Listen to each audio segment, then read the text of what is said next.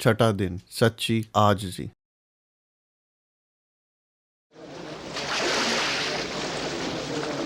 एक दफा का जिक्र है, दो आदमी हैकल में दुआ मांगने के लिए गए। उनमें एक फरीसी था और दूसरा महसूल लेने वाला। फरीसी अकेला ही आगे बढ़कर दुआ मांगने लगा। खुदावंद, मैं तेरा शुक्र करता हूं कि मैं दूसरों की मानन न तो लालची, न बदयानत और न ही जानी हूं।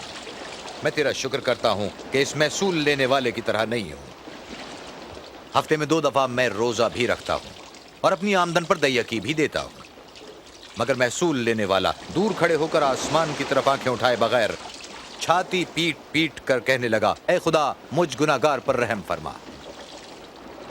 मैं तुम्हें बताता हूं, फरीसी नहीं बल्कि महसूल लेने वाला खुदावंद की नजर में रास्तबाज ठहर कर गया। जो कोई भी अपने आप को बड़ा समझता है उसे नीचे दिखाया जाएगा, और जो अपने आप को नीचा समझता है उसे अजमतें मिलेंगी।